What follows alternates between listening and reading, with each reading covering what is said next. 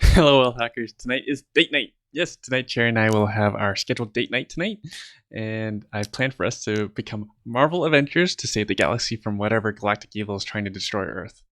In virtual reality, that is. No, I'm not crazy. This is a video game I'm talking about. Sort of like a video game. Uh, I'm not more crazy than usual. Anyways, if you're not familiar with virtual reality games, we are going to a place called Rec Room. It's basically a Chuck E. Cheese for adults with video games, food, and drink. For this particular game in virtual reality, we wear a headset with a built-in display, and earphones to immerse us inside a game as we're in this virtual world. I just watched the trailer for it, and looks like we get to be outfitted with virtual Black Panther suits and fight Ultron alongside many of my favorite superheroes: the Hulk, Spider-Man, Iron Man, etc. What's funny about superheroes is that they are all reluctant heroes. As in, at some point, they all give up their responsibilities that come with great power. For those who are familiar with like Spider-Man, he wanted to be a normal teenager. Can't really blame him. And as you know, I adore superheroes, of course, and I have no superpowers. But one day a switch went off inside me, and I made a decision to stop playing small in order to help more people. It's partly what drives me to make this world a better place through educating everyday Canadians to take control of their financial futures. And of course, to fight my arch nemesis, which is child poverty and hunger, via our registered charity, the Hamilton Basket Brigade. It's not easy, but someone has to do it. If anyone is out there looking for a romantic partner, this is how supportive my wife Cherry is of me. Tonight at 6:30 at the Mississauga Library, we have another sold-out free training class with 85 registered investors to learn about the number one investment strategy of basement apartments. This is a strategy we practice ourselves. It's the highest return on investment strategy there is. I married an accountant. I think she knows. She's seen many tax returns. So when it's hilarious whenever people like try to bounce investment ideas off of me and they say, "Oh, this is great." So I just ask Cherry, like, "Does anyone actually report earnings in this strategy?" She'll say no.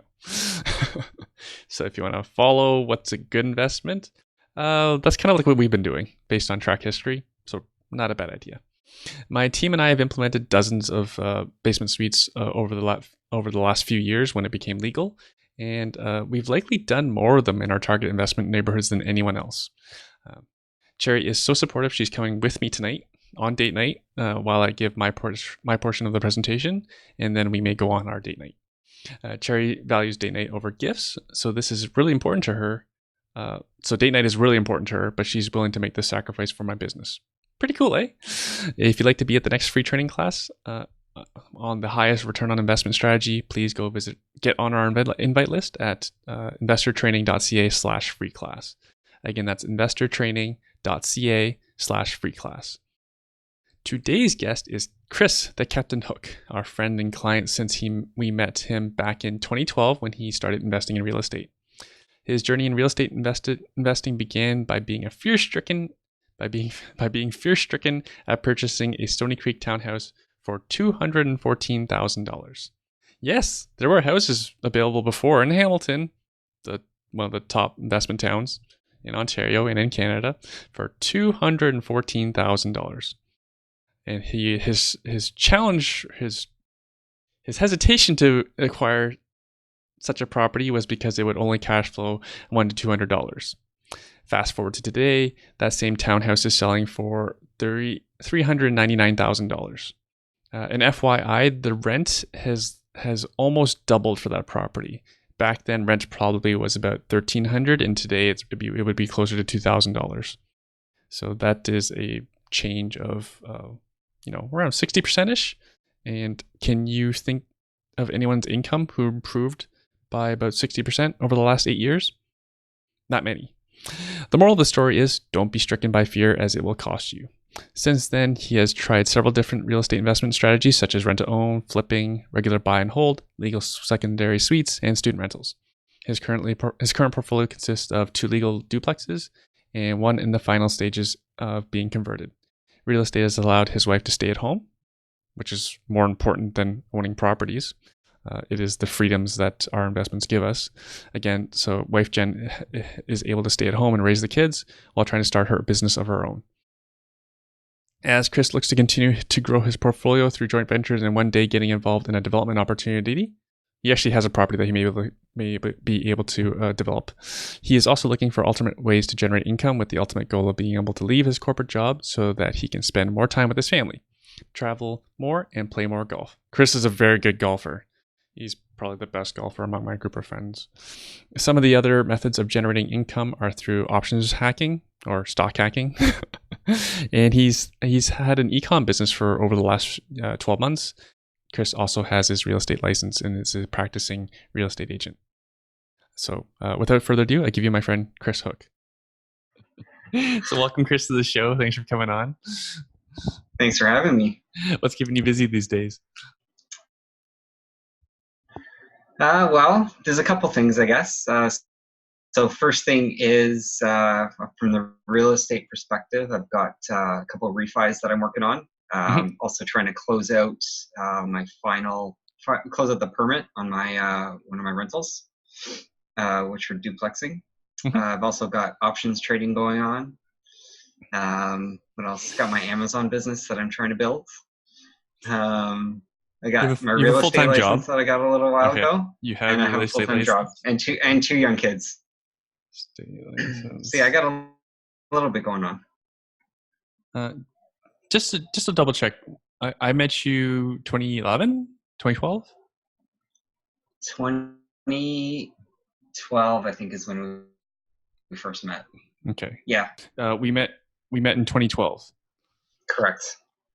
So we met, I guess the story with regards to that is I joined RAIN in 2012. And I was, following the RAIN model, looking for a realtor. And I'll never forget my first RAIN meeting. I don't know if you remember this story or not, but you were the one person that I wanted to see at the RAIN meeting. And you walked in front of me, and I was so nervous. I could see you with your Mr. Hamilton jersey on. I was so nervous. I didn't even approach you at that point. But a couple weeks later, I went onto your website and submitted an application. We actually went through an interview process. And so we've been working together ever since. Yeah, we've slimmed down that application process. It used to be a 3-pager. Yes. Now it's down to 1-pager. It was because I was by myself at that time. I think you might have had Maria working with you potentially, right? Okay, but so you were like the only realtor on your team at that point. So for anyone who doesn't know, I was still by myself as a realtor servicing clients, and I had a full-time assistant, Maria, as Chris mentioned, and I was just busy. The demand was high for at the time the only investor-specific realtor to help people buy investment property that would actually cash flow in Hamilton. So I was just busy, and that's why we had that 3-pager to at least filter out some tire kickers to see who actually wanted to have like a real discussion and actually want to work on something together to create something. And that's what we did. Exactly. Oh, where to start? You sound busy. Full-time job and 2 young kids. How old are your kids? They are 7 and 5. Oh, so you already... Oh, wait, you didn't have either then when we met. No. Charlotte was born in 2012. So the first month I purchased the property. So Jen, my wife, would have been pregnant, I think, when we would have met. Do you remember the motivation to get into real estate investing? You didn't have any kids at the time. No, I didn't. But I read, I work in accounting. I was an corporate accountant. I've been in corporate accounting for a while. I've done different roles within finance. And I knew that it was something that long-term I didn't want to stay doing. It just didn't get me excited. So I was looking at alternate ways to generate additional cash flow. So I read the Don Campbell book, Real Estate Investing in Canada. So that I remember reading that over Christmas in 2011, and that kind of jump-started me and wanted me to get motivated. Like the concept of real estate and buying a property and someone paying down your mortgage just seemed like a no-brainer to me. And so we just kind of dove in and did it. Yeah, you did. Yeah. So you read it over Christmas, and you joined Rain, and we were shopping pretty soon because I remember the weather was warm when we first looked at that. Look for that when we first looked at that That townhouse in Stony townhouse. Creek. Yeah, yeah, because it would have been it probably would have been April or May, I think, that we would have started looking. So yeah, it was pretty early on. Good for you. Yeah, you took action quite quickly.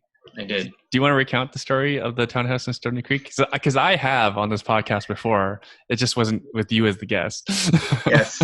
Yeah. So the first, it's funny because I remember it distinctly. We parked. I don't know if you remember, but we I parked remember it very well. in the corner of the townhouse complex, and we Hmm. walked into the end unit. It was an end unit. It was beautiful. It would have easily rented at that time. And I think we could have got at least 1,500 for rent, 15 or $1,600 for rent a month.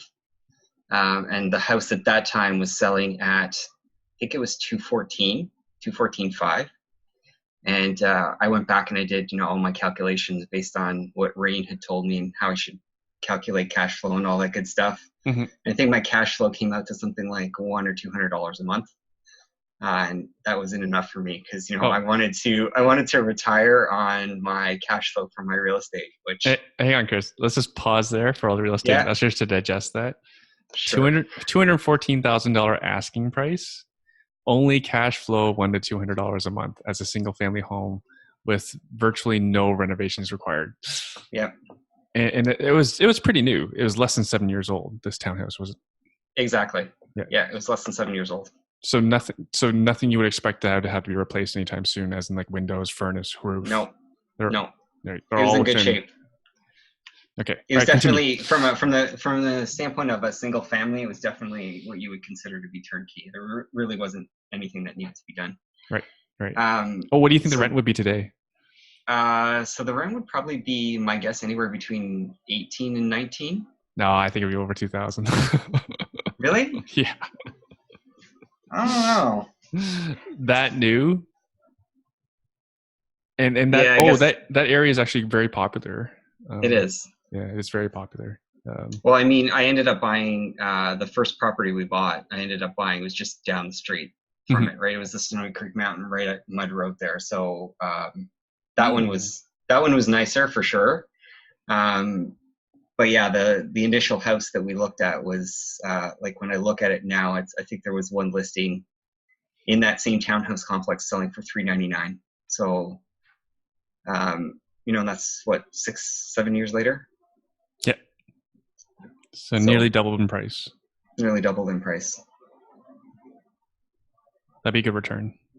Yeah, it would be. The one though that I think I continue to kick myself about was the first. So the first one I bought we did it as a rent to own. Hmm. Obviously, the first purchase, I was terrified of tenants and what would happen. That house we did as an RTO. It successfully got transferred over to the buyer Hmm. or the tenant buyer about 11 or 12 months after we purchased it. That house was purchased at 285, and it's currently I looked at a recent listing, a recent Hmm. sold on that particular property. It's at 565. Ooh, whoa. So that one That was an interior town, was it not? it was an interior town. 565 for an interior town. I'm pretty sure it was 565. So, folks, to provide context, interior townhouse, I mean, so there's end townhouse, as in there's the side of the house, there's nothing next to it. Interior meaning it's in the middle of a townhouse row. Do you remember the rent? Do you remember the rent you got on it initially? So I think the rent was 1750, and we did I think $100 or $150 as a rent credit. Now, I don't know if you remember this, but I used that property when Rain asked me for a sample Hamilton property to analyze. It's for the whole room to analyze. So, over 300 investors to analyze at Acre. Did you know that? I I submitted did that not know property. that. I did not know that. I guess you weren't at that Acre, or you weren't paying attention for that property in your cash flow numbers, because I submitted that No. exact same property. I didn't give the rental number though. I gave the straight rent number, so it's Okay. slightly below this. So I think it would have cash flowed maybe $50 after all allowances. So for like 8% for property management, 8% for vacancy, um, Repairs and maintenance, all that yeah, stuff. repairs and maintenance, uh, uh, Insurance. an above market interest rate. So again, folks, so wouldn't you take that deal today? I would take that deal 100 times. And I think I Right. told you that even that first property I bought, I wish I bought like 3 or 4 of them at that time. But The funny hindsight's 2020. Exactly. Hindsight's 2020. And again, so hundreds of people were analyzing that exact property, the property that you bought, that we sold you. And almost nobody put up their when the question was asked from the front of the room, who would do this deal? Almost nobody put up their hand. It's crazy. Right. In hindsight 2020, who was right? Yeah. You were right. I was. You put your money where your mouth is, and you're the one that made the money. So yeah, I'm not sure what the lesson is. Well, for me, I think the one lesson I would take from that is I think we get caught up. Sometimes we read a lot of books that tell us that cash flow is king when it comes to real estate investing. But I think where you really make the money in real estate is long term. So if you're in it for the long term, you're holding things 5 or 6 years. I think that's really where you start to see the benefit of real estate, because the appreciation, even 3% appreciation, that appreciation is on a much larger base, right? So the amount that you gain in equity over that 5-year period is substantial. And I think people lose sight of that sometimes when they're looking at real estate as an investment opportunity. So that for me is the biggest lesson. I thought that I was going to have, be a full-time real estate investor and I would live off of the cash flow. But I think the reality is it's much harder to do now. And I think the way to go from a real estate perspective is that the buy and hold strategy is probably one of the best out there to really grow your wealth. This was a rent to own. It was a rent to own, yes. Yeah, so unfortunately left some money on the table. But you have a very happy tenant. That's right. That guy made it like a bandit. How much equity did he have when he bought, the day he bought? The day he exercised his option to buy? Well, I think he put the full 20% down at that point. He was able to do the full 20% down. Without having to put any money into it? Yeah. So the rental credit's probably got him 5%, right? Correct. Would have gotten him to 5% down payment plus his option fee, his option, correct. The initial monies that a rental tenant gives, and plus the rental credits that would have totaled or at least 5%, and then the built-in equity that he earned from signing a rent-to-own contract got him another 15%. Yeah, good for them. I know. I remember he was trying to negotiate with me. He did actually negotiate with me because the buyout price is $320, but he was complaining that there was a couple windows or something like that needed to be fixed. So I ended up giving it to him for $317. So he made it really well on that deal. Right. He did well for himself. Right. So 15% of $317 is close to $50,000. So good for that tenant. That tenant's now a real estate investor. Yeah. Where'd it go next? Was Jen? So Jen is Chris's wife. What did Jen think when you first wanted to be a real estate investor? Oh, so we were both terrified. I couldn't tell. So I would consider myself to be risk averse. She's probably more risk averse than I am. So she's come a long way from the time that we originally purchased that house. But it was. I think we were both scared. Like we had a new baby on the way, and she's gonna not be working for the next 12 months because she's gonna be on mat leave. So yeah, it was a little bit scary at that time for sure. But we got through it. The first one is always the hardest one for sure. What does Jen think now about you having real estate and also all these other things you got on the go? She loves it. I mean, she loves it. She does. So the great thing about it is she's been doing a lot of networking events because she's trying to build her own business.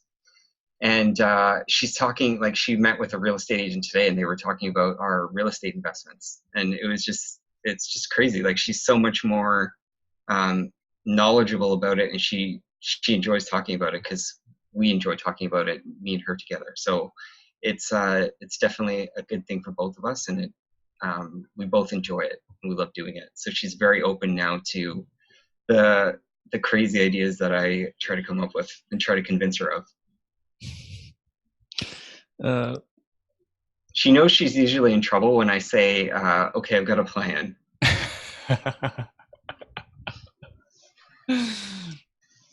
Okay, let's look at the three of these plans that you have.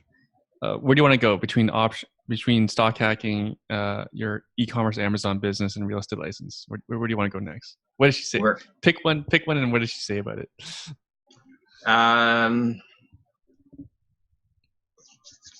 Let's go well, e-commerce. I think she. We don't have a lot of e-commerce guests. We've been beating the stock hacker thing to death. So Okay, sure. So I mean, she's great about it. She's very supportive about it. She wants me to do well. She wants me to find something that I'm going to really enjoy. hmm I mean, I do it a lot. The Amazon stuff is stuff that I could do at night.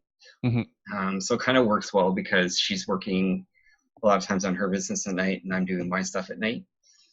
Um, I would say that if we would have done it 5 years ago, her response probably would have been a little bit different. hmm But now that she's kind of experienced the entrepreneurial side for herself, she's very open to it, and she's very supportive. Couldn't really ask for a better partner when it comes to that. Fabulous, fabulous. So I have a tough question. Sure. So Chris's wife, for the listeners' benefit, Chris's wife Jen does multi-level marketing. I don't know if you want to say what it is, Chris. Yeah, so she does doTERRA, which is essential oils. Fabulous. So of all, so you have your full-time job, and your family has all these side hustles.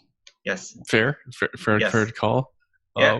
Which one do you think has returned the most, or is the best opportunity between real estate investing, e-commerce, Amazon, stock hacking, doTERRA? Jen's gonna listen to this, isn't she? Probably. So I think we would both agree that as of right now, as of today, this moment as we speak, real estate is probably the number one return on investment by far. Mm-hmm. We'll have to see what the next couple of years bring in terms of how her MLM stuff goes, how my Amazon stuff goes. Mm-hmm. Stock hacking, I can already see, is provided quite a good return over a very short period of time. Mm-hmm. I mean, I haven't invested as much as some of the people that have taken the course, Mm-hmm. but I think for the short period of time that I've been doing it, the return has been quite good, and I'm quite happy with it. Mm. It takes a lot less time.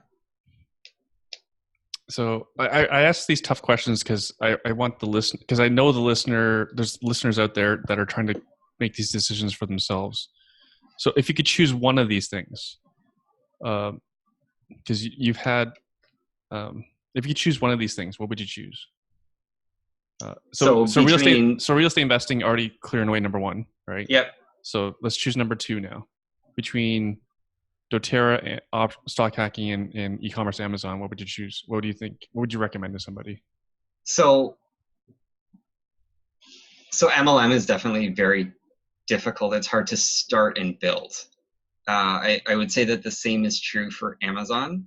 However, for me and Jen, I would say that we're both passionate about doing both of those. I think stock hacking can probably be done as a side hustle if you don't want to exert a lot of time.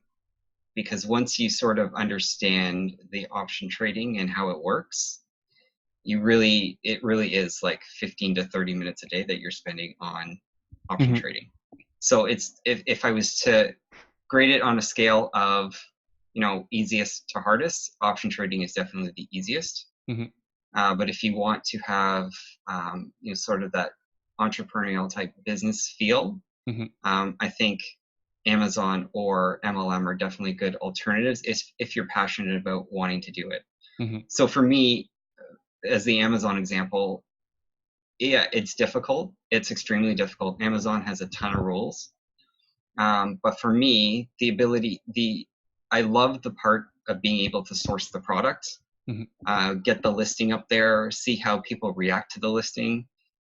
You get lots of stuff with, I've had hijackers on my listing and all that kind of stuff. Mm. Um, Sorry, can you but elaborate on that? yeah, Because you so told me the story of the hijacking. I want the listener to understand what, because this is the truth about real estate. Now we're talking about the truths about ecom. So what can go wrong? so for hijacker on Amazon, the way that works is a lot of people in the launch phase of their Amazon business, they'll give away free products or they'll sell it at a significantly discounted price. 90% is a good example. So what happens is those people that are purchasing, like there's people out there that are looking for these types of deals, and they'll pick the product up at a significantly discounted price, and then they can actually use your listing to sell their product, which is ultimately your product, because all they've done is they've taken it, they've returned it to Amazon, Amazon's put it into inventory, they've added it to your listing, and then they're selling your product at the same price or maybe a little bit less.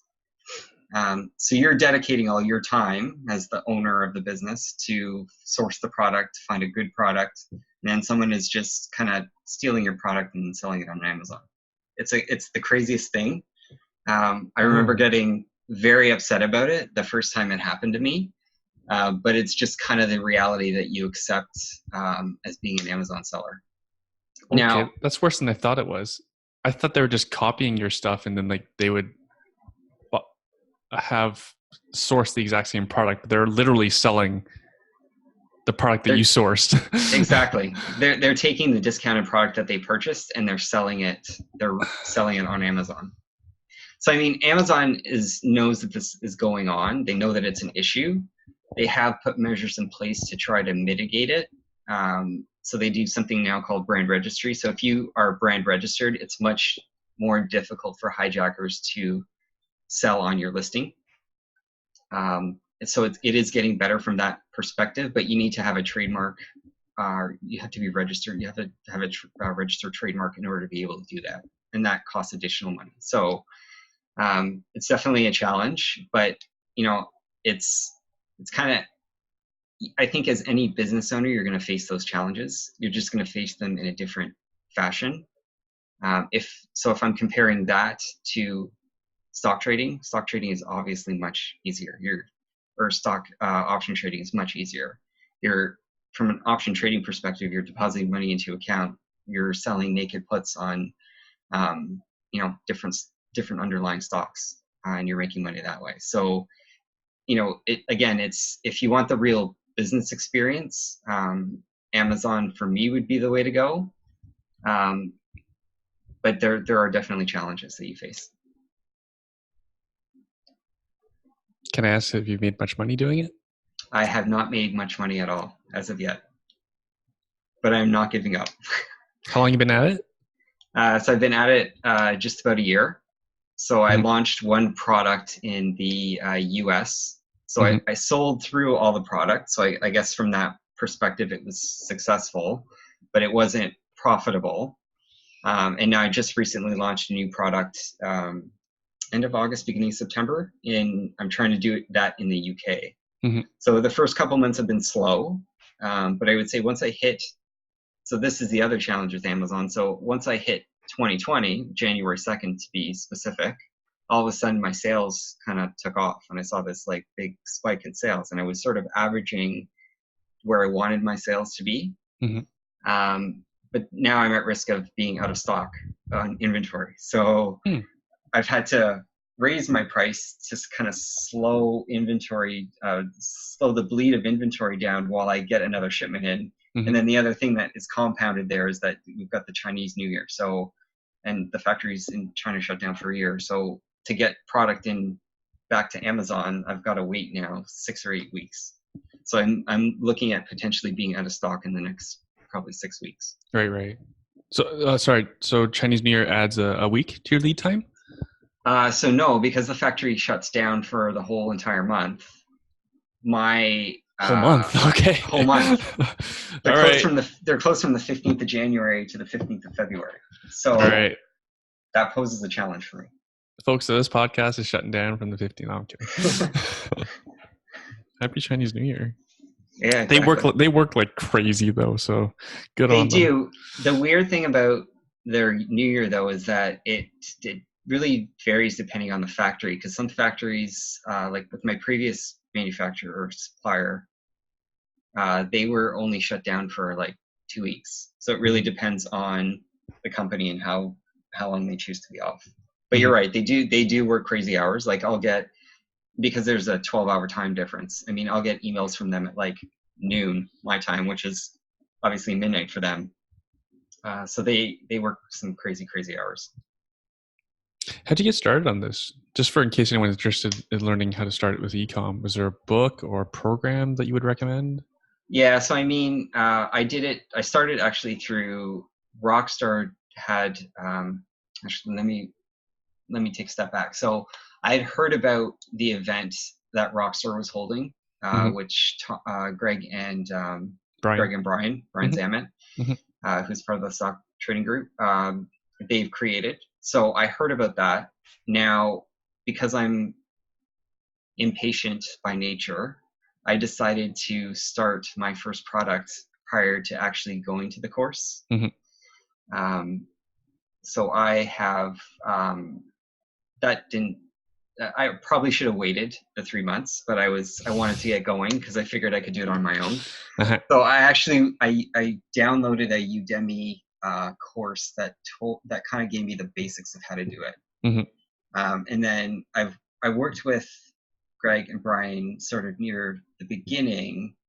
So when I just launched the product, which had been around the January timeframe, by attending some of their, because they do like coaching calls and stuff like that, and they do a live in session meeting. So I've attended some of those, but once the product's launched, it's not as, I haven't really been as dedicated to that group as I could have been. Mm-hmm. And then when launching in the UK, I've actually got another mentor now that I'm working with as well, who's actually based out of the UK. So I've been working with him for the last little bit.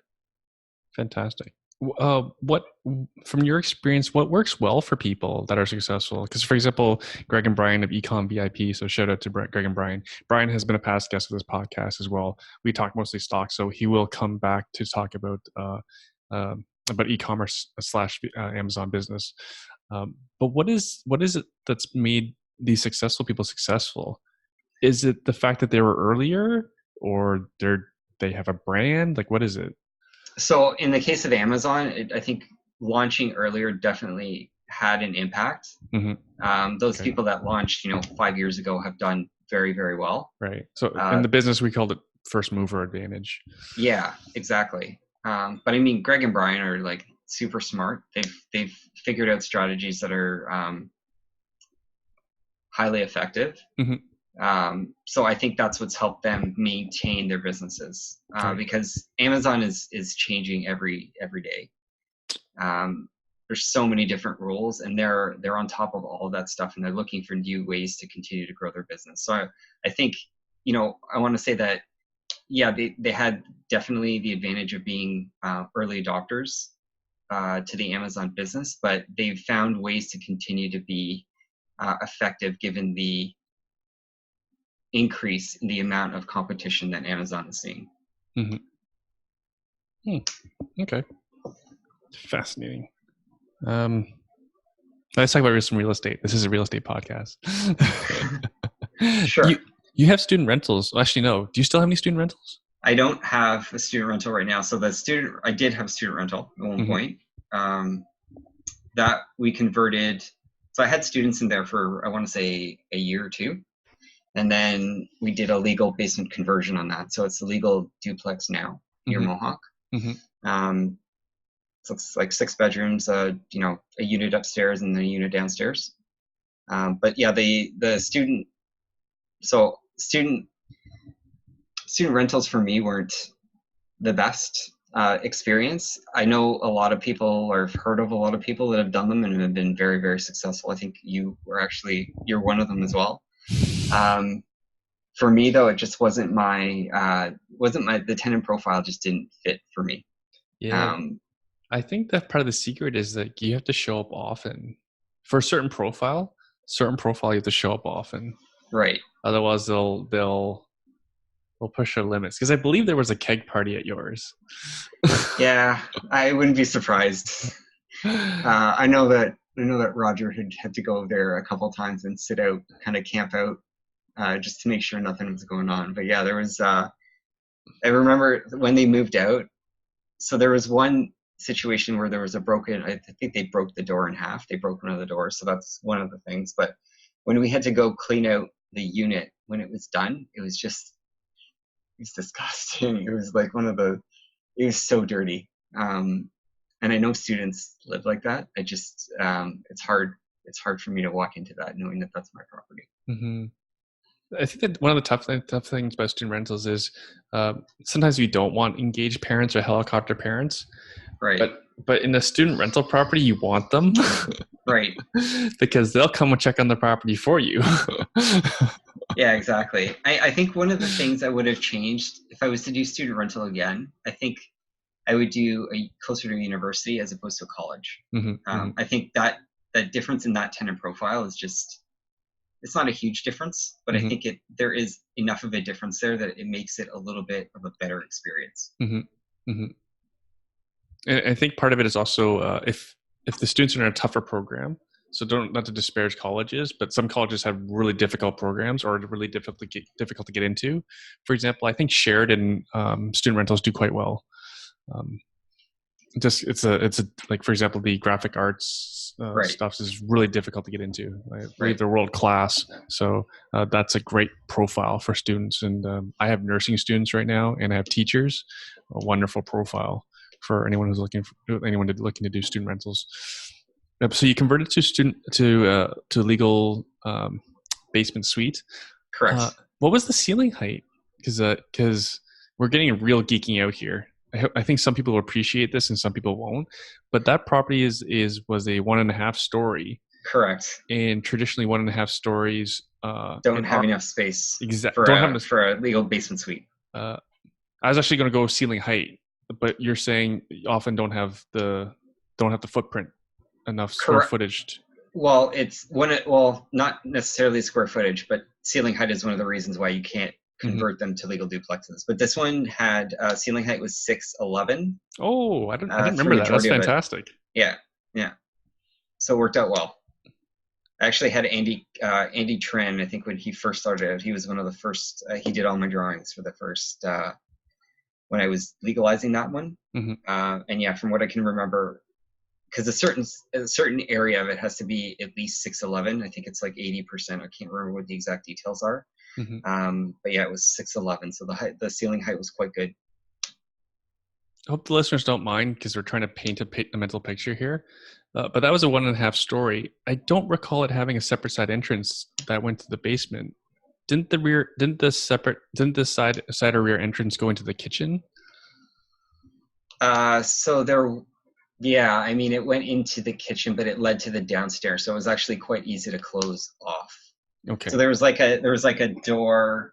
There was like a doorway to go out to the back, but that doorway also led down to the basement steps. So it was relatively easy to close it off and Hmm. build a laundry, like an in suite laundry. Excellent. And what I was trying to get to here is for the listeners' benefit is so that they don't exclude these properties when they're looking at 1.5 stories, because most 1.5 stories are automatically excluded for the opportunity to basement suite. But you got lucky with this one. Yeah, for sure. You must have a good So realtor. yeah, I did actually, and I remember the phone. I don't know if you remember the phone call, but you were standing at the house. Um, I don't honestly. So go ahead. yeah, so you were because it faces the Walmart, right? And you were standing up in the master bedroom, Uh-huh, and I just told you that I wanted to do a student rental, and you uh-huh. walked in there and you called me and you're like, "Yeah, I can't believe we found one this quickly." And I was like, I wasn't expecting you to find it that quickly, so I was a little bit terrified that I actually had to actually take action. Hmm. Um, but yeah, I ended up taking action, and it actually ended up being one of the best. I think one of the best purchases because I purchased that one at 275. Hmm. And with it being a legal duplex now, because it's a 1.5 story, the values aren't as good. think the values are seeing are about 575. But yeah, I've done well on that one for Right. sure. Which is the funny thing, because the value hasn't done well because it's traditionally bungalows that have basement suites, and Right. for some reason and so they get a higher valuation because, like we mentioned, a lot of 1.5 stories cannot be suited, so people aren't the value isn't as high. But in reality, if a house is a 1.5 story and can be suited, it has a higher value. It's just your appraiser doesn't recognize these things. Exactly. The other thing I was going to mention about that property too is it's funny because when I bought that one, all I saw it as was a student rental. Mhm. But now you just look at it's on a decent sized lot. Mhm. So What are the dimensions for the listeners' benefit? I think it's 75 by 120, I believe. Oh my!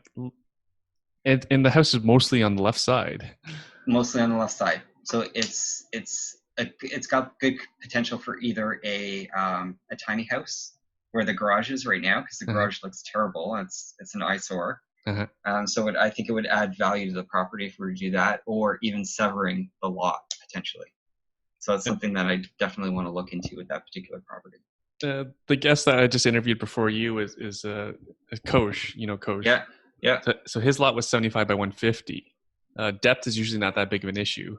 Usually not right, that big of an issue. Different cities we're talking about. right. But you probably have a definite opportunity here to sever. Yeah, for sure. By the way, Kosh's built was the coolest thing I've ever seen. Like, I can't wait to see it when we go on the tour. It's just the coolest thing I've ever seen. So impressed with it. Apologies to folks who are listening to this, because likely the tour has passed for Kosh's to see Kosh's modular home that he's putting on the severed lot. This is advanced stuff, but this is wonderful return on investment. Actually, do you want to know his numbers? Sure. Do you know his numbers? I don't. Did you go see the delivery of the house? I didn't see that. I only watched the because he did it. He did a Facebook Live. So I was watching the Facebook Live. I didn't actually get to be there for it. You were watching it live? I was actually watching it live. From work? Don't answer that in case someone from work listens to this. I'm not gonna answer that. I'm pleading the fifth, even though we don't live in the U.S. So hang on, I'm just checking my notes. So Koch built 1,800 square feet. His build was about 200 to 225, including soft cost. The plans appraised for 620. But he's in for about 450, 460 a preliminary. You said 225 per square foot per square foot, including soft cost. So, folks, I hope you appreciate, because we're really geeking out here. I don't know if anyone else is able to talk to this sort of stuff. So we're getting really specific. Apologies to anyone who's being bored by this, but if you enjoy geeking out about real estate stuff, actually most people don't share these numbers, so we're lucky to have these. So 200 to 225 is per square foot, including soft cost. The plan appraised for 620. Koch is in for about 450 to 460. And it didn't take long to deliver. No, it was crazy. Like, they put it together in like 4 hours. I think it was like 3 or 4 hours. They put the entire house together. I understand he ordered the house in November. No. Oh, was it that quick? Yeah, is that quick? It's funny because I remember talking to him last year when we were golfing about him potentially doing the modular, and he hadn't decided that at that point in time. So yeah, I can't. That's crazy how quickly he got it. And so he's it's a 2-story. The up is going to be 4-bedroom, and he expects over 2,000 in rent, and the basement for about between 1,300 and 1,400, based on current market. He's legalizing the basement, right? Yes. He's legalizing the basement, but the build cost I gave you includes the basement. So what were his, because he would have had development costs in there too, right? Yeah, and so includes. Yeah, I think he said 5% parkland fees / development charges, whatever you want to call them. Good for him. That's awesome. But he's an accountant like you, so by trade. Yes. So I'm sure you guys are okay at your numbers. Yeah. So real estate's worked out all right, huh? And then you did a Yeah, flip. I did. So Really, the crazy, you should have done lots of them because you made so much money so quickly. well, Tell us about it. yeah, so that flip happened. The crazy thing about that flip, so Jen went into the hospital in December of 2015, right before Christmas, 3 days before Christmas. Later, we found out she was diagnosed with Guillain-Barré syndrome. So basically, what happened was um, she lost all function in her body pretty much. She couldn't she couldn't even get out of bed because she had no like she couldn't. It's an autoimmune disease. Um, so very scary. For 8 weeks, she was in the hospital. We had to spend Christmas in the hospital that year. It was terrible. Um, so while she was in the hospital, I was kind of splitting my time between being at the hospital half day and going into work half day. And on one of the days where I was off or had some time, I actually went and met with Ruben Furtado of Rockstar, and that's how I kind of got introduced to the flip idea. Mhm. And we ended up doing the flip in August of that year. Um, and yeah, it was pretty easy. So I owned the house for. Remember, we closed on August 19th. We purchased that one at $730,000. Mhm. We essentially did not a lot of work. We put in new flooring. We painted the kitchen cabinets. There was some concrete work around the back of the house that we needed to do. Mhm. I had to cut down a shed and clean up the house because it didn't show well. It had been on the market for I think 50 days when we picked it up. Mhm. And the funny story with that too is that the GM of the company that I was working with at the time lived right across the street. Mhm. So when I would have to go there to do any type of work, I was trying to kind of hide because I didn't want him to see me. I didn't want him to see me like doing all this side work on the house. Mhm. But yeah, I think we spent $13,000 on renovations for the house with all that stuff combined. Mhm. And we ended up selling it. So it was done August 19th. We put it on the market sort of end of September or second week in September. So it was about a month after. We ended up getting $850 for it, and it was only one. We only had to pay the one commission because it was a private. The other end was a private end of the deal. Mhm. Um, That's so it's very like we kind would of have. Ruben. Yeah. Well, no, it was the other end. Like he took his commission. It was the other side that was private. Mhm. Um, but yeah, it ended up like we would have gotten 875 for it. So we made in that short period of time, we did quite well for ourselves. Even with the land transfer tax factored in and stuff like that, it Mhm. worked out to be around 50K profit in a month or 6 weeks. We ended up selling that. We ended up closing on November 1st. What happened when you tried to do it again? Because I I imagine you haven't would try tried. to do it again. I have not tried it since. Oh, you didn't even look for property? I didn't even look for property. Oh, okay. Okay. You mentioned Jen being sick. Yep. How important was it to have all your side hustles going before she was sick? Very important. 'Cause she was And working. She was working a full time job before that, was she not? she was working a full-time job. She had stopped at that point because it was just after, so, like, it was 18 months after Hudson was born. So she was going to take in sort of like an extended little bit of time to be with my son Mhm. as he was kind of getting older, and then start looking to do something as a side hustle or her own business. So Mhm. it was sort of in that transition period. But yeah, I mean, prior to that, she was working full time. But the good thing about real estate is we've done a couple refinances on the properties that we have had, and it's allowed us to get through those times where, she went on mat leave in 2012 when we had our first kid, and she Mhm. went on mat leave again in 2014. And since that 2014, she hasn't gone back to a corporate type job. And the real estate has actually allowed us, with the refinances that we've done and the appreciation that has happened in those properties, Mhm. to kind of get through that period. Mhm. It's funny. There's a Quest Trade commercial. Shout out to Quest Trade.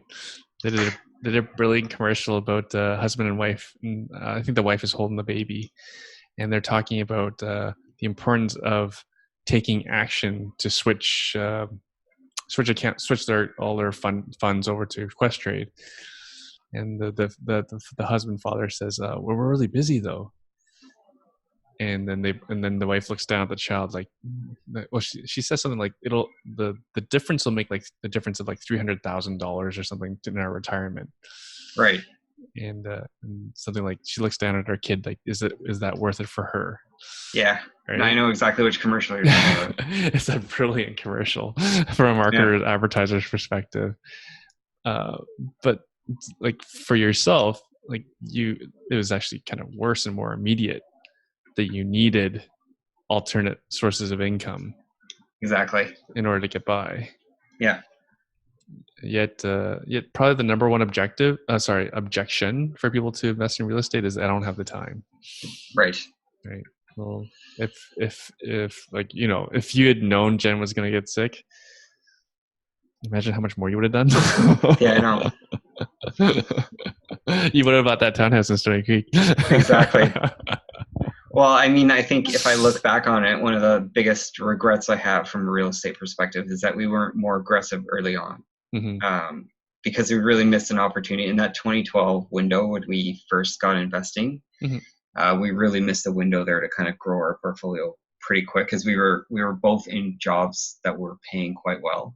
Mm-hmm. So it was definitely easier to get financing. Mm-hmm. It's obviously more challenging when you have a single income, but hindsight's 2020. If I have one piece of advice for people that are kind of sitting on the fence, is you got to get out there and you got to take action. You just got to do it. Mm-hmm. You got to get over the fear, because it'll cost you in the long run if you wait too long. Mm-hmm. And you don't want to have regrets. For the things we need to cover, so we need to touch on stock options a little bit. I know we touched on it a little bit. How's it going for you? So I'm really enjoying it. So in terms of return wise, I think I'm at about 7 or 8%, and I started, I would say, beginning of October. So it's been quite good. What were your thoughts going into it? I'm sure you had doubts, and I'm sure Jen had doubts. You know what? Jen was actually more open to it than I thought she would be. She was kind of all on board with it. But yeah, my thoughts were, I guess I'm skeptical, kind of like most people, mm-hmm. That the returns could be that good. Mm-hmm. But yeah, it's now that I'm seeing it, there's definitely a lot of, I don't think that 30% in a year is that unrealistic anymore. Mm-hmm. Based on what I've seen so far. Mm-hmm. Obviously, it depends on, it's easier the more capital you have to invest. Mm-hmm. I think it definitely makes it easier to grow your absolute number. Mm-hmm. But return-wise, I think 24 to 30%, which is I think what they kind of talk about in the course, is quite achievable. Mm-hmm. Mm-hmm. If we have a significant correction of like 20, 30, 50%, then obviously it's all out the window. Fair enough. Fair enough. Yeah, but then the other side is, and I don't know if you listened when Brian was on the podcast, but as awful as it sounds, a 50% correction is actually our opportunity to get rich. Exactly. Yeah. Because it's no different than real estate. Because people always talk about correction.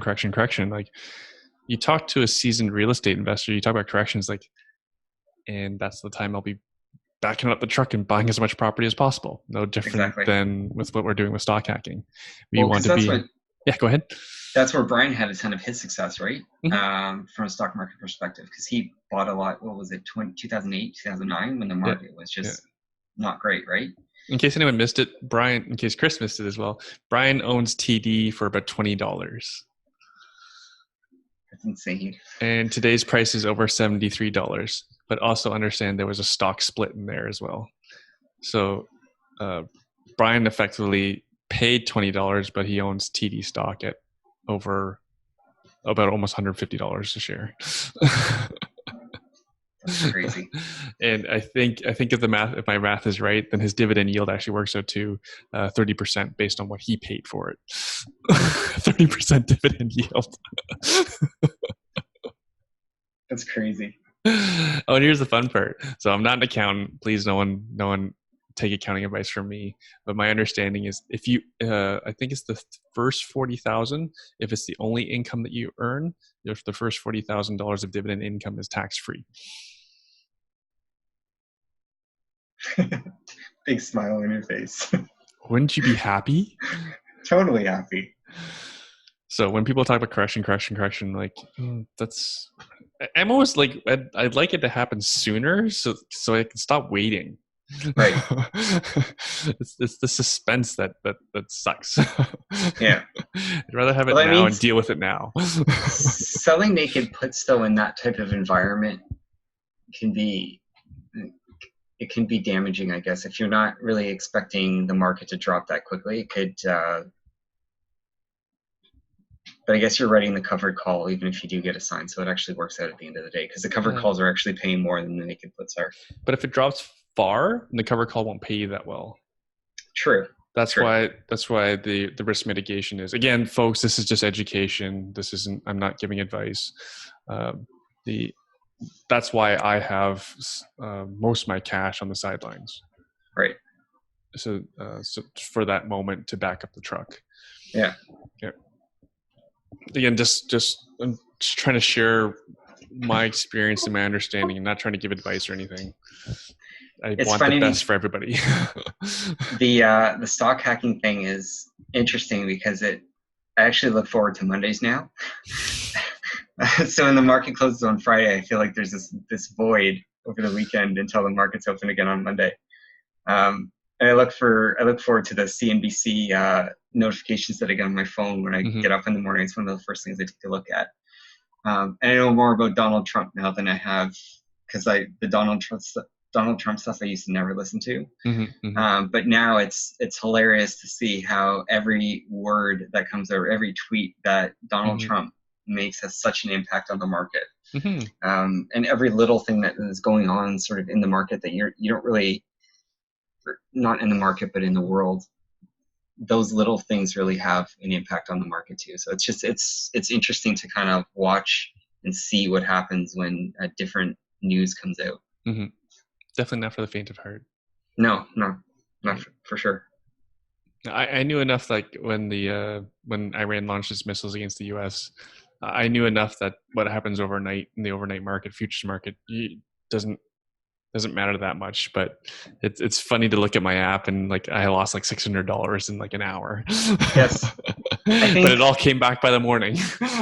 When I looked at it that night at 9:00, which is I think usually when the overnight trading stops, I would have been assigned two of the stocks that I had. But then when I woke up in the morning, they were back up over where they were before. So it was just it was crazy to see the drop. And then I wasn't actually expecting it to see it go up that drastically until the market opened. But pre-trade, it was already open. It was already up quite a bit. So yeah, it's interesting. I think everyone is surprised by this market, how strong it is. Yeah. That the U.S. and Iran conflict wouldn't cause more of an issue for the stock market. And for the listeners' benefit, can you share some of the stocks that you're trading? Again, this is not advice, folks. Chris is just sharing historical fact. Yeah. So the main ones I've got right now are so I did AMD today, which is it's your fault. It's not my fault. Premiums were quite good. They were hard to turn down. So that's one. I do Disney quite a bit. Got Target, which is one of the ones I like to follow. Wells Fargo is another one that I've done quite well on. Bank of America is another one. And AT&T. Those are the kind of 5 or 6 that I kind of keep a close eye on. I love to get into Apple. I just not right now.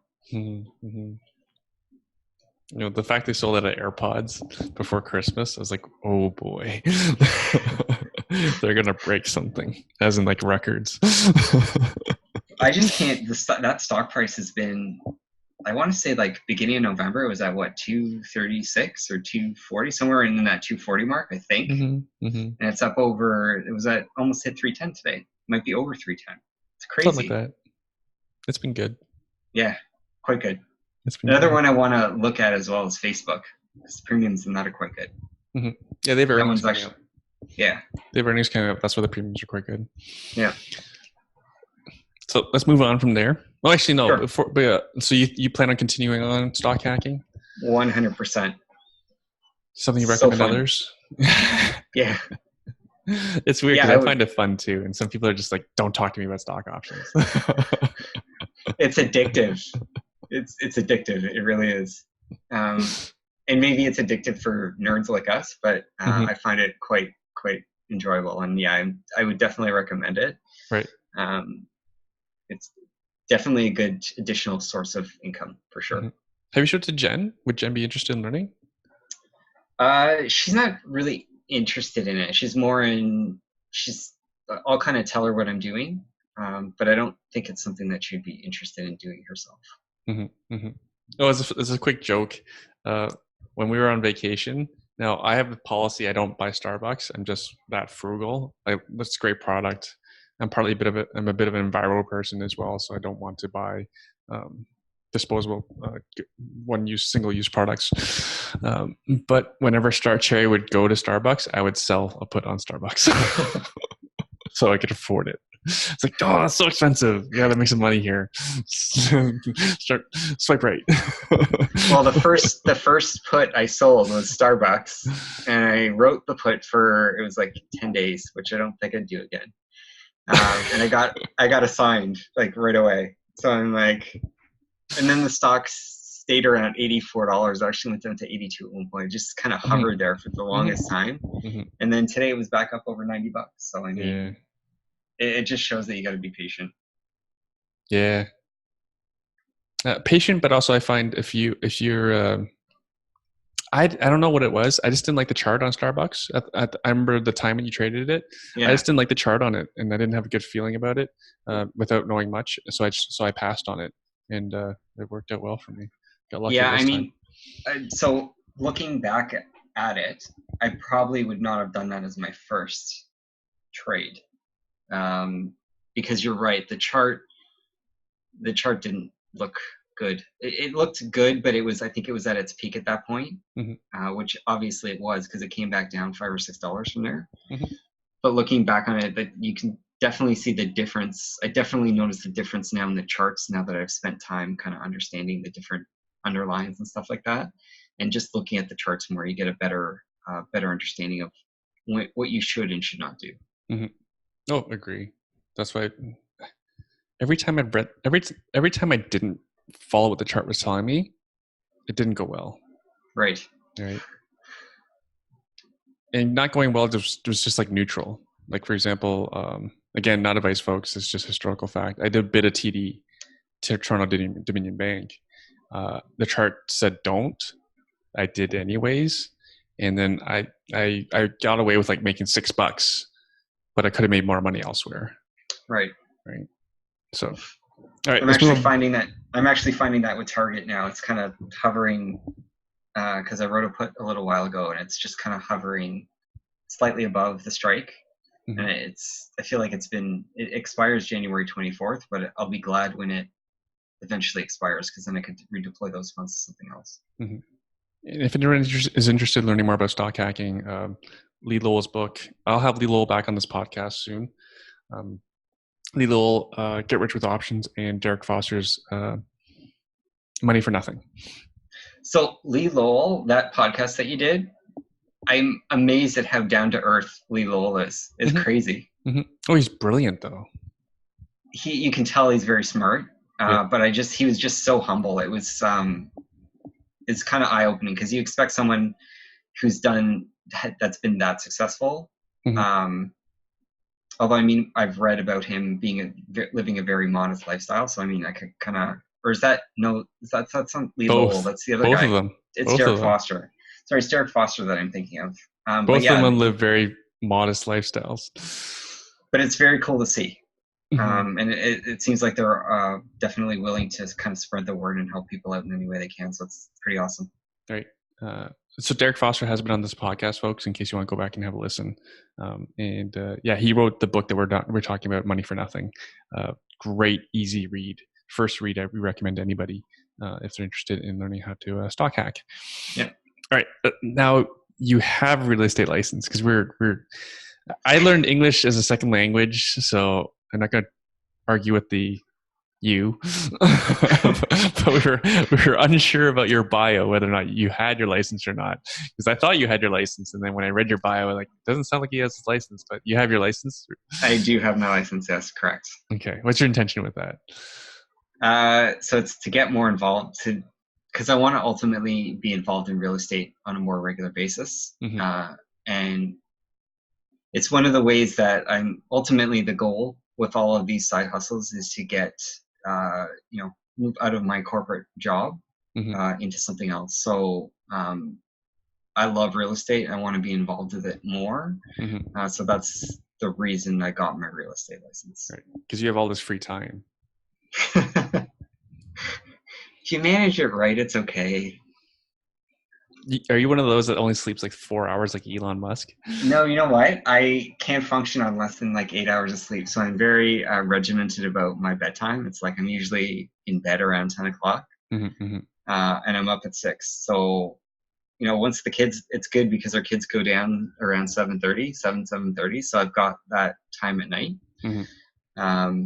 And then I don't get a lot done in the morning, but I sometimes, if I need to get stuff done, I'll get it done first thing in the morning too. So if you manage your time right, it is busy for sure.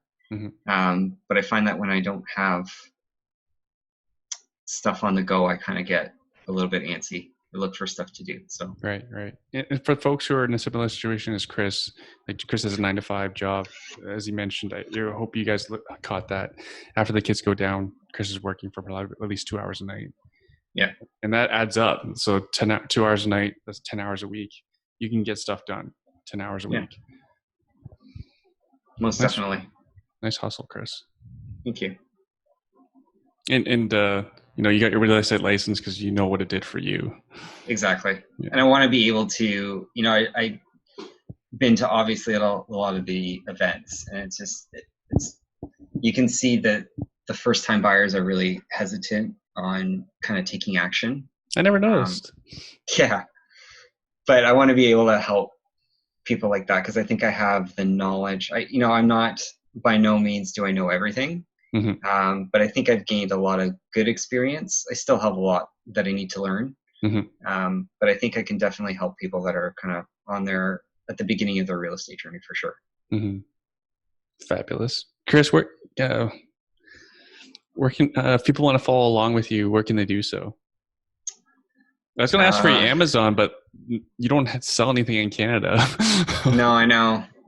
So I guess the best place to contact me is via email.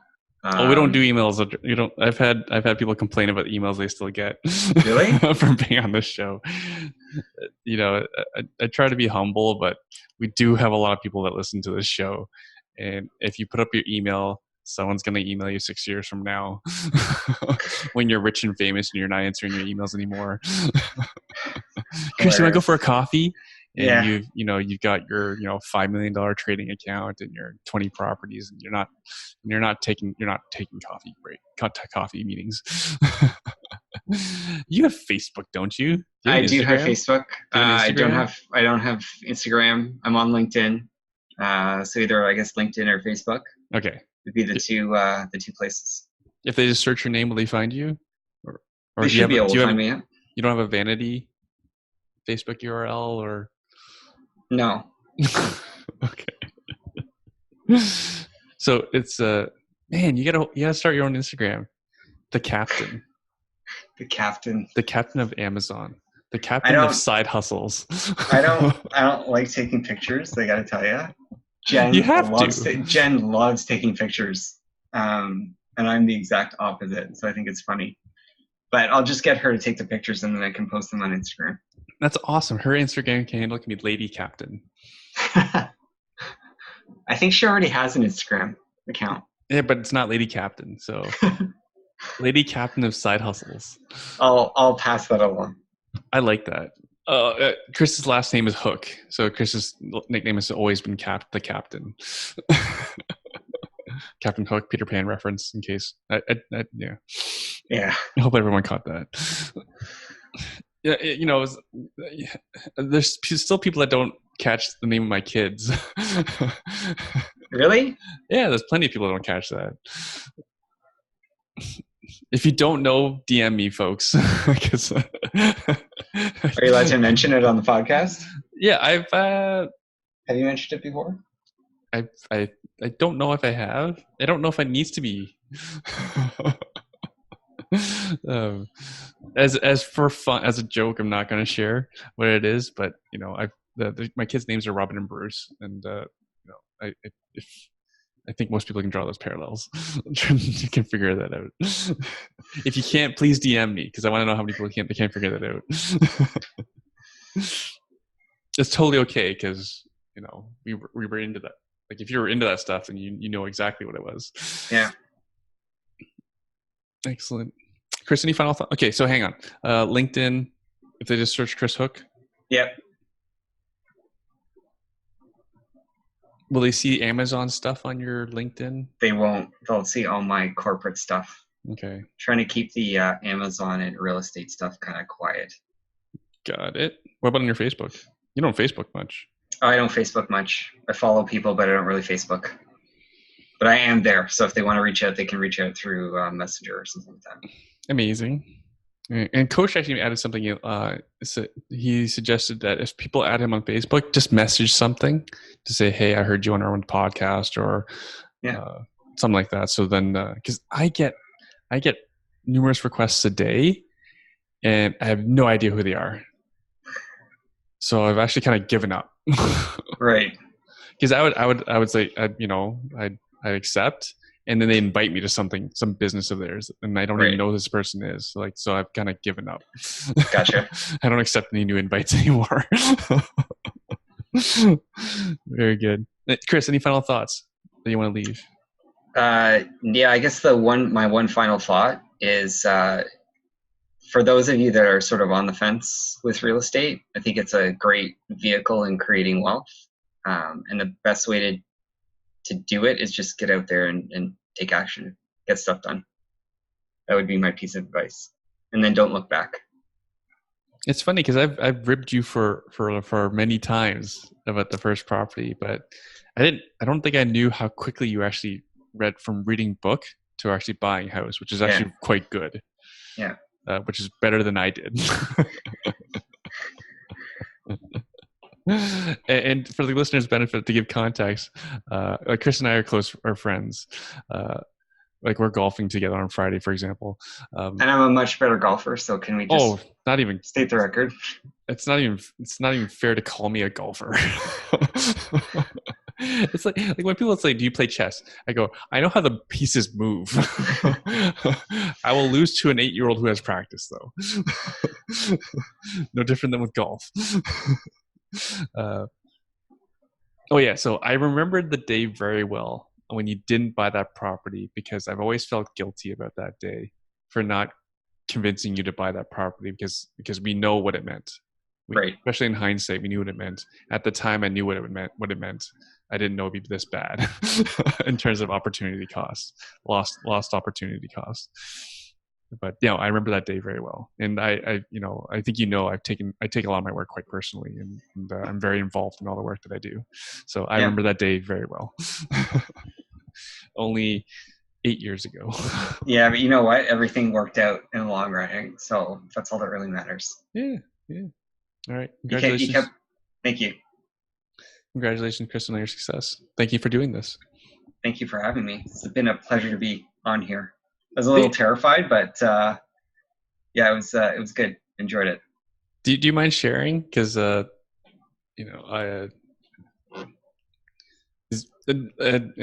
it's true, right? None of my guests get their questions in advance.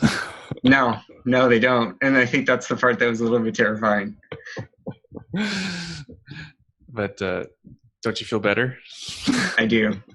I do. I feel much. I can go to sleep now and have a good sleep and not be stressed out. So Amazing. All right. It's 10:20. Thanks, Chris, for going over time. Sorry for being late.